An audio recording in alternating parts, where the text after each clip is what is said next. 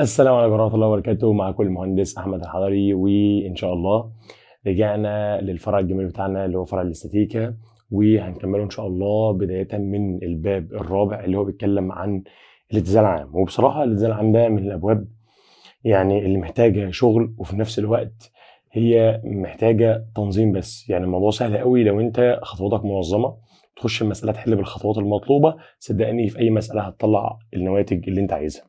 طب الاتزان العام ده بيتكلم عن ايه؟ اقول لحضرتك بص يا باشا، احنا في باب الاتزان العام يا جماعه، في باب الاتزان العام ما زلنا بنتكلم عن حاجه اسمها الاتزان.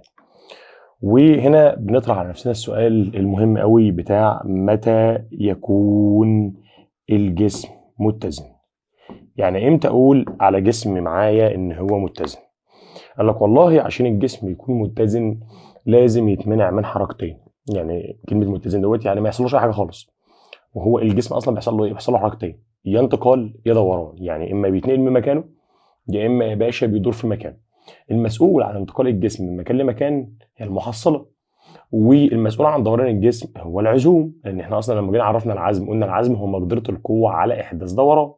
فاحنا دلوقتي عشان الجسم يكون متزن لازم الاثنين دول يتمنعوا. لازم الجسم ما يتنقلش ما يدورش، ده معناه ان لازم المحصله تكون بصفر، ولازم العزم عند اي نقطه لازم برضه يساوي صفر. ايه ده معنى كده؟ زي ما انت قلت لي كده، يبقى ده لازم يحصل ان المحصله تكون بصفر والعزم عند اي نقطه برضه بيساوي الصفر.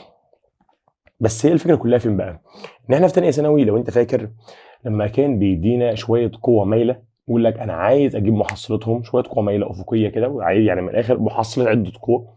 كنا احنا بنروح نحلل القوه ديت لقوه افقيه وقوه راسيه. نروح نجيب حاجه اسمها مج س ومج ص. مج س ده اللي هو مجموع القوه الافقيه، مج ص ده مجموع القوه الراسيه، ومنهم نطلع المحصله. فاحنا هنا بقى هنرجعها لاصلها.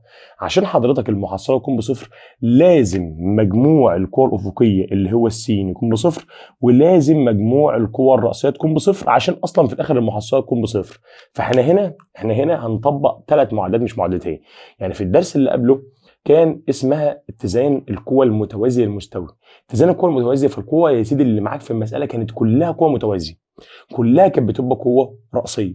فكنا بنقول اللي فوق بيساوي اللي تحت وخلاص، ودي كنا بنطبقها من المحصله بصفر، فمش محتاجين اي معادله ثانيه. لكن هنا بقى اصلا بتلاقي في المساله قوه افقيه، قوه راسيه، قوه مايله، احنا بنحللها نخليها قوه افقيه وراسيه. فانت طبيعي لازم يكون مع عند حضرتك كده ثلاث معادلات. هم الثلاث معادلات س بصفر، ص بصفر، العزم عند اي نقطه برضه بيساوي صفر. يعني ايه س بصفر؟ يعني لازم يكون مجموع القوى الافقيه بصفر، وص بصفر يعني مجموع القوه الراسيه بصفر، والعزم عند اي نقطه برضه بيساوي صفر. جميل قوي. طب يا عم الحاج احنا بقى بنعمل في المسائل. قال لك والله بص، عشان تخش تبدا على المسائل لازم بس اهم حاجه تفهم القوة اللي معانا في المسألة. القوة اللي معانا في المسألة عبارة عن ايه؟ ايه القوة اللي انت ممكن تاخدها اصلا يا باشا في اي مسألة، او ممكن يجي لك في اي مسألة؟ قال لك اول حاجة طبعا وزن اي جسم في الدنيا. وزن اي جسم في الدنيا حضرتك، وزن اي جسم يؤثر دائما رأسي والاسفل. اي جسم في الدنيا له وزن، وزنه بيأثر ازاي يا باشا؟ قال لك بيأثر رأسي والاسفل. يبقى وزن اي جسم في الدنيا، وزن اي جسم في الدنيا بيأثر رأسي والاسفل. حلو. تاني حاجة يا باشا، قال لك اي خيط في الدنيا بيكون في قوه شد. قال لك الخيط في اي شد دائما يكون خارج من الجسم. يعني ايه خارج من الجسم اللي بنشده؟ يعني انا لو معايا مثلا جسم كده، الجسم ده مثلا لو انا بشده كده يبقى قوه الشد خارجه منه كده، لو انا بشده لتحت يبقى قوه الشد خارجه منه لتحت، لو بشده راسيا يبقى خارجه منه راسيا، افقيا يبقى انت فاهم الفكره ماشيه ازاي. يبقى الخيط في اي شد دايما بيكون خارج من الجسم اللي احنا بنشده. حلو. تالت حاجه بقى يا جماعه ندخل على اهم حاجه بالنسبه لنا، حاجه بنسميها ردود الافعال. فردود الافعال بيقول لك يا سيدي اول حاجه فيها عندنا حاجه اسمها رد فعل اي سطح املس. قال لك رد فعل اي سطح املس، رد فعل اي سطح املس بيكون عمودي على سطح التلامس. رد فعل اي سطح املس بيكون عمودي على سطح التلامس. ده معناه ايه؟ ده معناه ان السطح اللي مع حضرتك لو كان افقي رد الفعل بيكون عمودي على راسي، ولو هو رأسي رد الفعل عمودي على أفقي، ولو هو مايل رد الفعل بيكون عمودي عليه مايل، بس بشرط إن السطح ده يا باشا يكون سطح أملس. يبقى ده رد فعل أي سطح أملس عمودي على سطح التلامس. حلو. في حتة كمان مهمة قوي، بيقول لك إذا كان التلامس نقطة. يعني مثلا معاك كورة جبت كوره والكوره دي سندتها على مستوى وجبت كوره مستنده عليه، فالكوره هتستند على المستوى بنقطه. فبقول لك اذا كان التلامس نقطه يكون رد الفعل عمودي على الجسم والسطح كمان في نفس الوقت. يعني مثلا لو انا جبت زي ما قلت لك الكوره حطيتها على المستوى كده، رد الفعل بيخرج من مستوى عمودي على الكوره نفسها، عمودي على الكوره، عمودي على الكوره، تمام، وفي نفس الوقت هيبقى عمودي على المستوى. بس خلي بالك من الحته دي عشان هتفيدنا في حاجات. المهمين قوي بقى بالنسبه لي اللي هم الخامس والسادس ده. قال لك الخامس يا سيدي بنقول عندنا حاجه اسمها رد فعل المفاصل الملساء، والسته بنسميها رد فعل الاسطح الخشنه. الاتنين دول يا جدعان رد فعلهم غير معلوم الاتجاه. طب يا عم انا بعرف اتجاههم ازاي؟ هو فعلا رد فعل المفاصل الملساء واصل خشنه هم غير معلوم الاتجاه.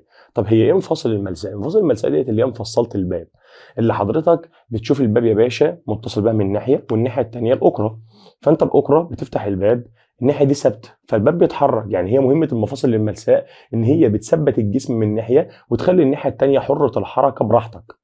طب يا عم الحاج هي دي مشكلتنا؟ والله ما هي عشان حرة الحركة فرد الفعل كل شوية اتجاهه بيتغير، عشان كان رد فعلها غير معلوم الاتجاه. طب احنا بنعمل فيها ايه؟ قال لك بص، في المفاصل الملساء، بنعتبر مثلا ان المفصل مثلا عبارة عن نقطة وليكن كده، رد فعله انا ما اعرفش هو رايح فين، فبعمل ايه؟ فبنطلعه في اي حتة كده اهو، بنقول له مثلا ده رد الفعل، ونحلله القوتين مجهولين، واحدة س والثانية ص، بحيث ان هم يكونوا متعامدتين، ونروح في المسألة نجيب السين والصاد. طب لو جبنا السين والصاد هيجيب بقى المحصلة بتاعتهم. ازاي يا عم؟ ما هو محصلة اي قوتين متعامدتين بيكون جذر س تربيع زائد ص تربيع، فساعتها رد الفعل هيساوي جذر س تربيع زائد ص تربيع. ولو عايزين زاوية ميل الرد الفعل على الهاء فبنقول الظهاء، والظهاء ده بيساوي يا جماعة على الصاد على السين.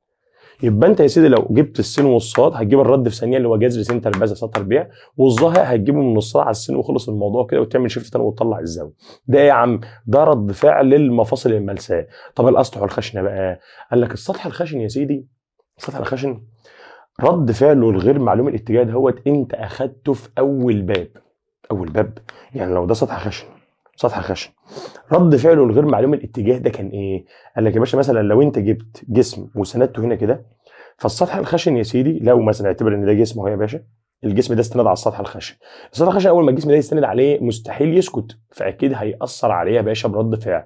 رد الفعل بقى الغير معلوم الاتجاه ده اللي احنا في اول باب كنا بنسميه يا جماعه الراء شرطه، اللي هو كان رد الفعل المحصل.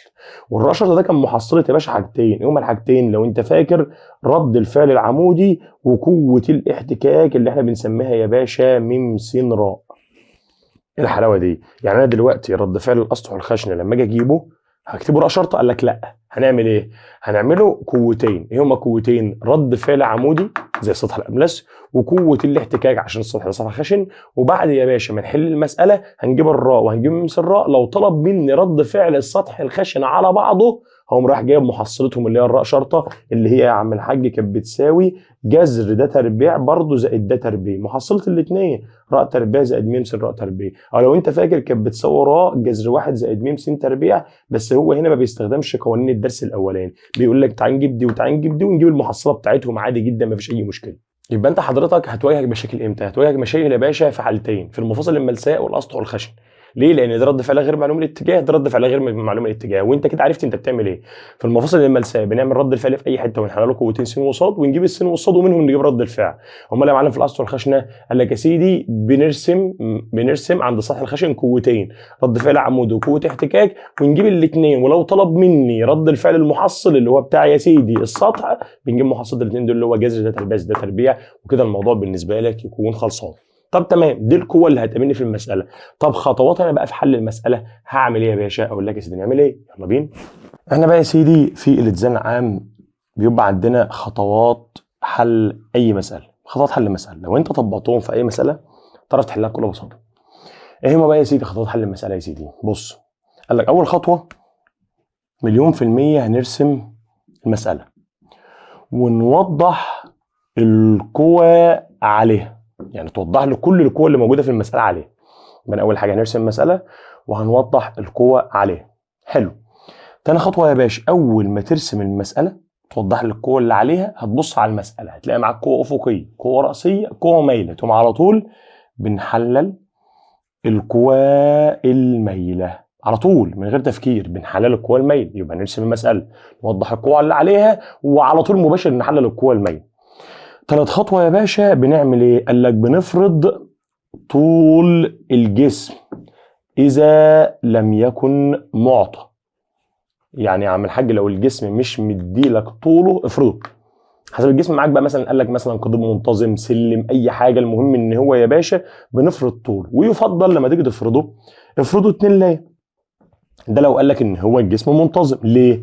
عشان يا باشا انت عارف ان الوزن بيأثر في المنتصف، فلو هو طوله 2 لام لما يجي ينزل هنا كده الوزن هيبقى هنا لام ولام، فمش هتدخل في كسور. لكن انت لو كنت فرضه بلام وجيت انت نزلت الوزن في النص هيبقى ده نص لام وده نص لام، هتحس ان الموضوع رخم قوي في الاختصارات. جميل قوي. يبقى احنا هنفرض طول الجسم 2 لام اذا لم يكن معطى، وفي مسائل هيكون هو مديولي بلام عادي هيشتغل يعني مش هقول لا. حلو. يبقى نفرض طول الجسم 2 لام اذا لم يكن معطى. بعد ما نفرض طول الجسم يا باشا 2 لام اذا لم يكن معطى، قال لك الخطوه الرابعه يا باشا بنطبق معادلات الاتزان. ومعادلات الاتزان بتوعنا احنا قلنا ان هم 3، ان السين بصفر والصاد بصفر والعزم عند اي نقطه برضه بيساوي الصفر.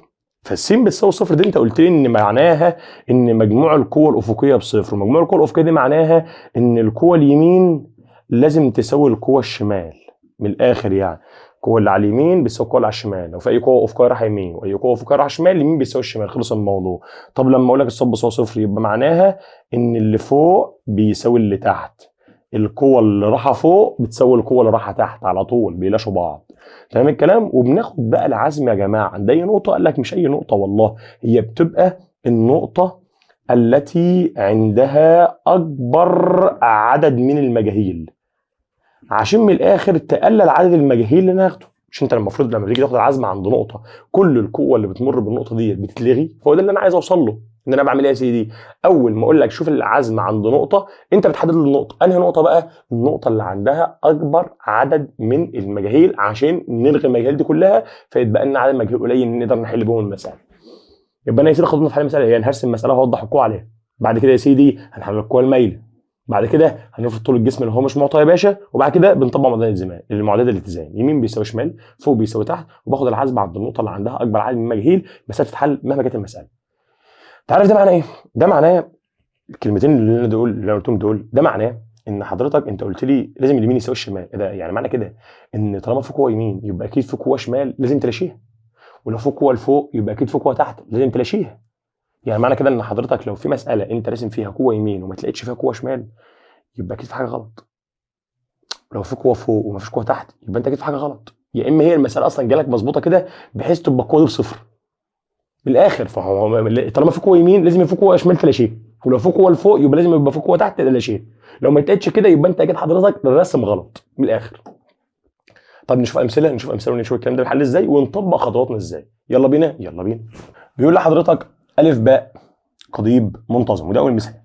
وزنه 4 ثقل كيلو جرام، طوله 12 سم، يتصل باحد طرفيه بمفصل مثبت عن طرفه الف. انت عارف ده معناه ايه؟ يعني مثلا ادي المفصل وهو مثلا ادي حيطه وهو متثبت في مفصل، فالمفصل ده بيعمل ايه؟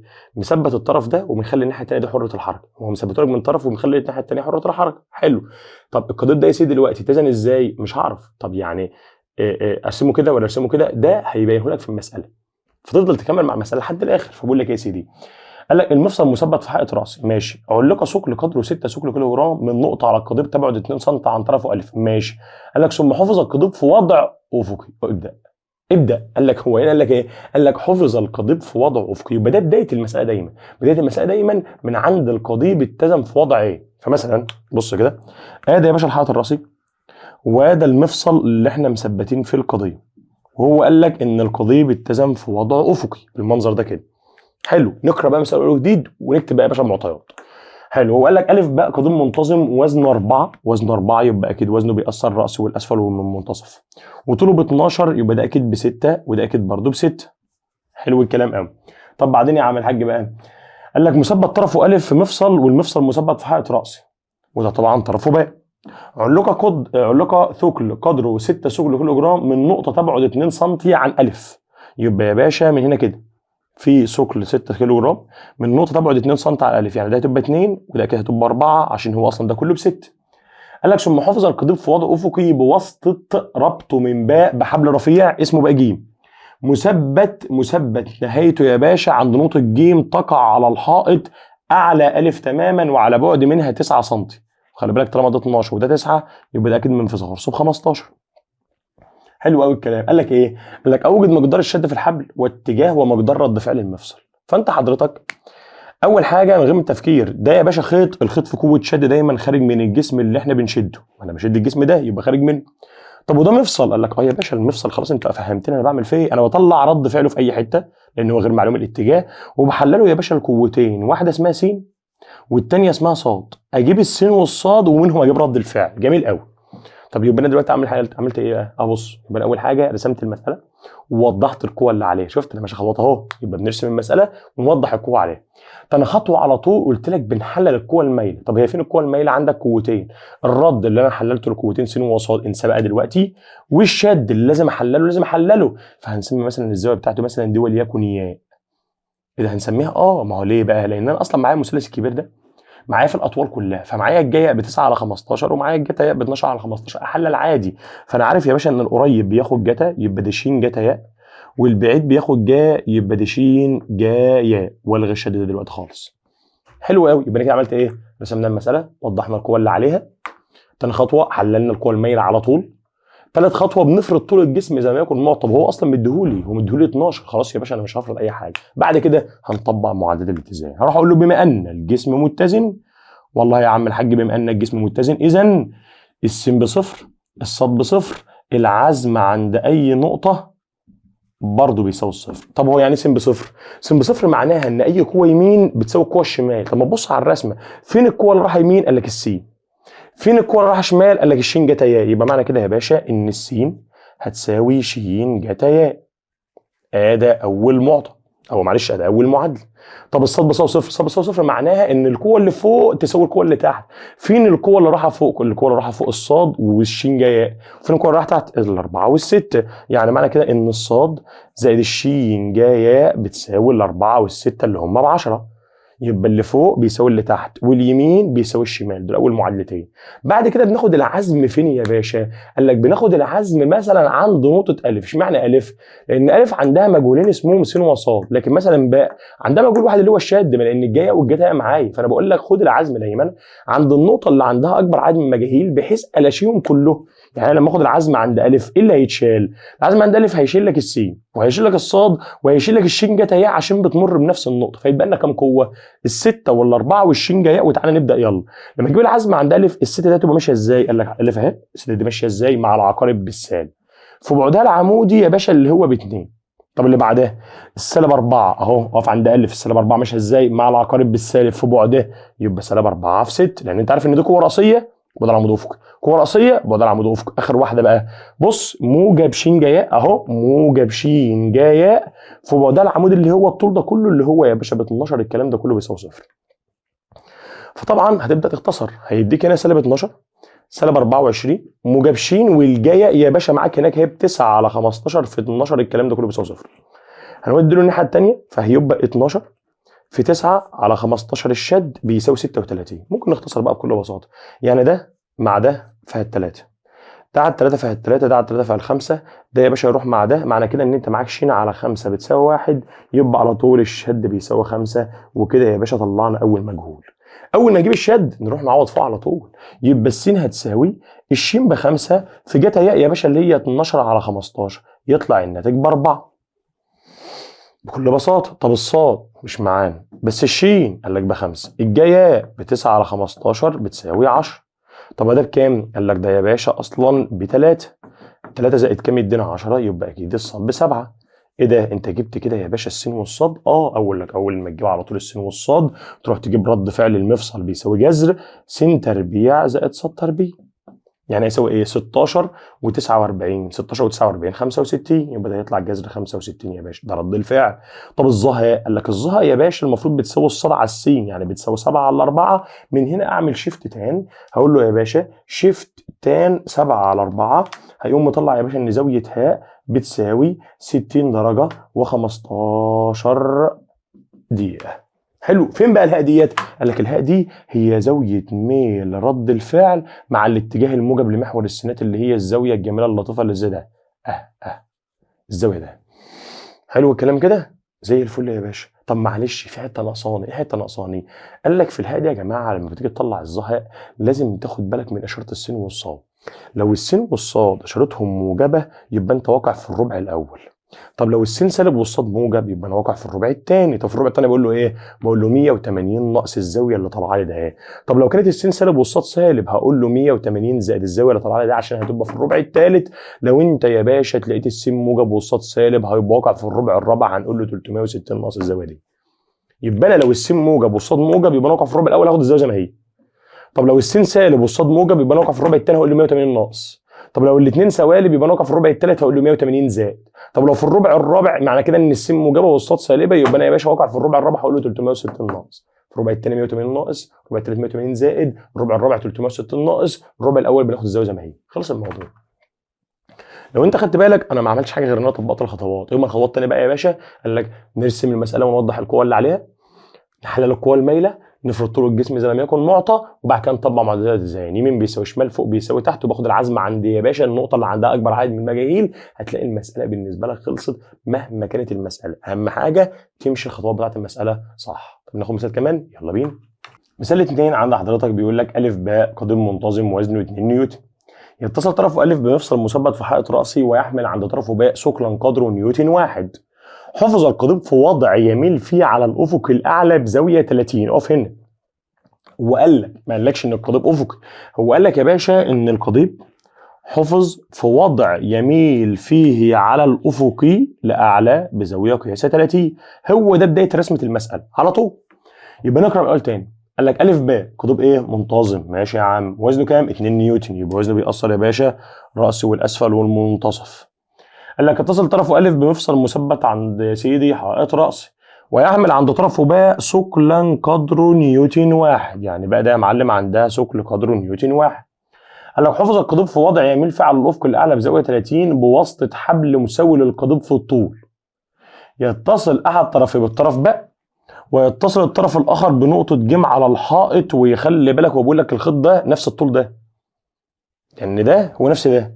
قال لك يا باشا عند نقطة ج على الحائط وتقع رأسيا أعلى أ وعلى بعد منها يساوي طول القضيب. الحلاوة دي يعني الخط بيساوي طول القضيب، ومعنى كده يا باشا الحتة دي بيساوي طول القضيب، يعني من الآخر ده المثلث ده مثلث متساوي الأضلاع، يعني الزاوية بتاعته كلها ستينات. حلو. قال لك أوجد مقدار الشد ومقدار رد فعل المفصل. جميل الكلام. تعالى يا باشا نطبق خطواتنا.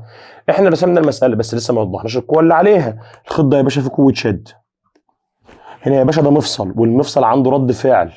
رد الفعل ده على طول يا باشا بنشيله ونحلله قوتين يا جماعه اسمهم س وص.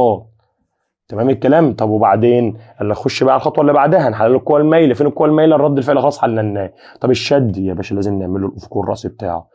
طب نحلله ازاي؟ محتاج زوايا. قال لك الزاويه معايا ما هي يا باشا ما هي مش ده افقي وده افقي، يبقى الزاويه دي 30 بالتبادل، وده اصلا كان مثلث متساوي الاضلاع، يعني الزاويه دي ب 60 يبقى دي يا باشا ب 30. ما هو المثلث ده مثلث متساوي الاضلاع، زوايا 60 60 60، دي 30 يتبقى لك 30 على طول. معنى كده ان انت لما تيجي تحلل الشد هنا هيبقى فيه هنا ش جا 30 وفي فوق هنا يا باشا ش جا 30 واشطب على الشين. يبقى انا كده عملت ايه؟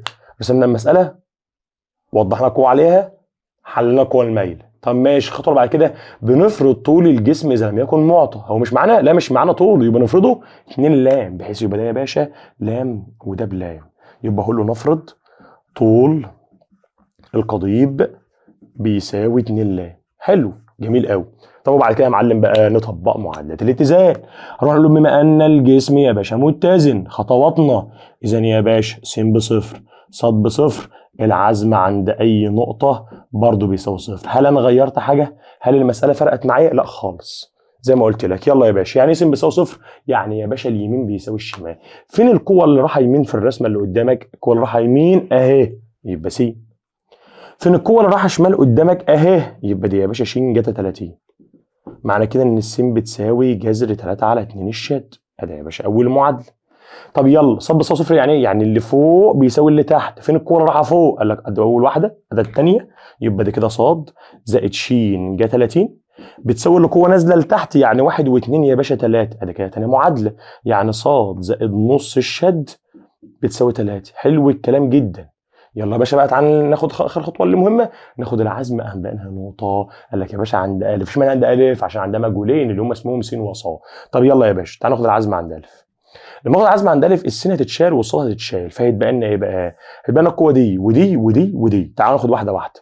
قال لك اول حاجه الاثنين هتبقى بالسالب في القوه دي يا باشا، قوه راسيه بعدها العمودي افقي. البعد العمودي الافقي ده يا باشا انا معايا فيه وتر ومعايا زاويه، وده المجاور ياخد الوتر جتا الزاويه. جميل جدا. طب اللي بعده -1 في القوه دي قوه افقيه بعد، معلش القوه دي قوه راسيه بعدها العمود الافقي ده كله. اجيب الافق ده ازاي؟ معانا وتر ومعانا زاويه. الوتر 2 لام والزاويه ب 30، وده المجاور يبقى يا باشا هياخد الوتر جتا الزاويه، يبقى 2 لام جايه 30.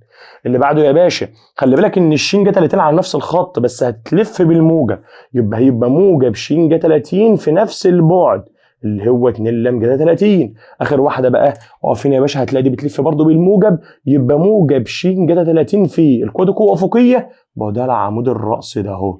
طب البعد العمود الراس ده اجيبه ازاي؟ معانا وتر 2 لام ومعانا زاويه وده المقابل، هياخد الوتر جا الزاويه، والكلام ده كله بيساوي صفر. شفت الحلاوه بقى؟ هتلاقي مثلا خلصت كل قوه يا باشا في بعدها، قوه افقيه بعدها راسي، قوه راسيه بعدها افقي. معاك يا باشا اي بعد ناقصك دور على حاجتين، وتر وزاويه زي ما اتفقنا. وتر وزاويه، المقابل ياخد الوتر جا الزاويه، المجاور ياخد الوتر كده الزاويه زي ما احنا متعودين في العزوم. مش متعود ارجع يا باشا اتفرج على العزوم تاني. حلو. هنعمل ايه بعد كده؟ هتلاقي فينا لام جتا 30 يا جماعه، وهنا لام جتا 30 وهنا لام جتا 30 وهنا لام جتا 30 وهنا صفر. طب ما نقسم عليهم، نقسم على لام جتا 30 كده عشان كلهم يروحوا. فمعنى كده ان لام جتا 30 هتروح مع لام جتا 30 هتروح مع لام جتا 30 هتروح مع لام جتا 30، خلص الموضوع بالنسبه لنا. في بالك هنا ايه؟ -2 وهنا برضه -2 وهنا جا 30 كده 30 دي بنص في 2، ما هو نص في 2 بواحد، خلاص يا باشا يبقى لك الشد بس. طب ما هنا برضه 2 في جا 30 جا 30 بنص في 2 بواحد، يبقى لك برضه الشد بس. الكلام ده كله بيساوي صفر. الشد والشد يبقى 2 الشد ناقص 4 وده اللام الثاني يبقى موجب 4، يبقى الشد ب 2. ايه الحلاوه دي؟ جبت الشد ب 2 قطعنا. اول ما نجيب الشد ب 2 يبقى السين بتساوي جذر 3 على 2 في 2 بجذر 3. بس جبنا السين. جميل. روح هنا، طب ما الصاد زائد نص الشد، طب ما الشد ب 2 في نص بواحد تساوي 3، ودي الواحد الناحيه الثانيه يبقى كده الصاد ب 2. ايه الحلاوه دي؟ جبنا السين وجبنا الصاد، اقدر اجيب رد الفعل اللي هو بيساوي جذر س تربيع زائد ص تربيع هيطلع جذر 7. طب الظهق يا باشا بتاعته، قال لك الظهق بتساوي الصاد على السين يعني 2 على جذر 3 شيفت 10 هنطلع الزاويه. حد اخد باله ايه الاختلاف اللي ما بين المسالتين؟ حد اخد باله؟ اوعى تقول في اختلاف، هو ولا اي حاجه، الرسمه بس. انا غيرت الرسم لكن الخطوات يا باشا فضلت زي ما هي بالظبط. بدخل ارص الخطوات مهما كانت المساله يا باشا بتتحل في الاخر. اهم حاجه تبقى انت حفظت الخطوات معايا، سواء الجسم يا باشا افقي، سواء الجسم مايل، سواء الجسم عامل ايه، كده كده يا باشا انت هتخش المساله هتطبق الخطوات على المساله هتخلص معاك من الاخر يعني. تمام. لازم تقعد على الفيديو ده كده تشوف يا باشا الشرح اللي احنا شرحناه، تكتبه، تشوف يا باشا الرسومات بتتعمل ازاي، تشوف القوه اللي في المساله نوعها ايه اللي انا عملتها لك في اول الفيديو، وبعد كده يا باشا هتخش تحل الامثله. بالنسبه لك هتلاقي الموضوع عادي خالص. تمام. الفيديو ده مثالين بسيط كده على شرح الدرس، ان شاء الله عامل لك فيديو جاي بمعظم المسائل وبكل الافكار ان شاء الله يا سيدي في الفيديو الجاي. استنى قريب جدا. السلام عليكم.